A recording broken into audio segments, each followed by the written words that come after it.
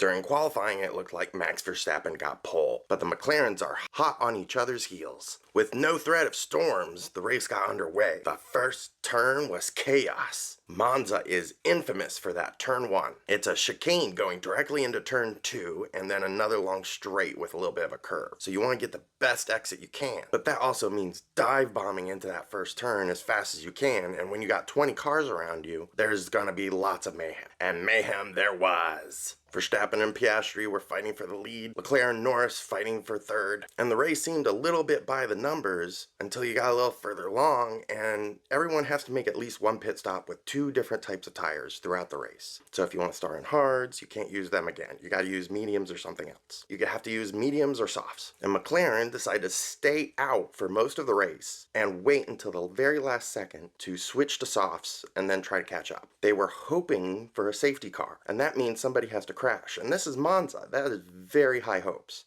That is not going to happen here at Monza. There was a spin. 2 cars did come into each other and spin a little bit, but that was not enough to bring out the safety car, which McLaren bet their entire strategy on.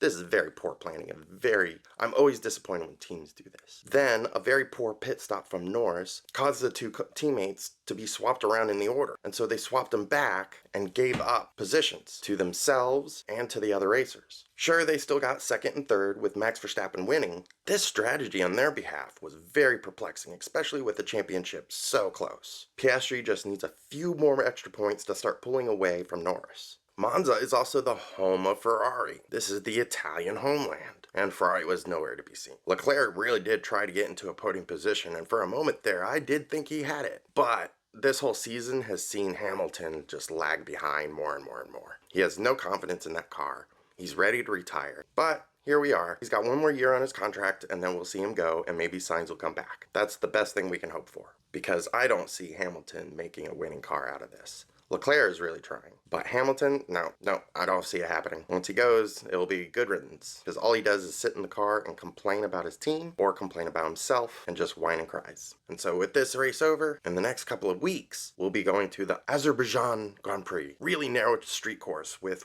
one of the longest straights on the F1 calendar. But that straight is comboed with one of the narrowest castle sections. You literally are driving through a medieval castle. Super cool, and it has caught up a lot of drivers in the past. That little chicane there, oh my goodness, it's so tight. It'll be a lot of fun to watch a new street course when we've been on a lot of regular courses there recently. It'll be nice to be on a really tight street course for a little while. And maybe some more manholes will just pop out and destroy some cars. Just kidding. See you in a couple of weeks, F1 gearheads.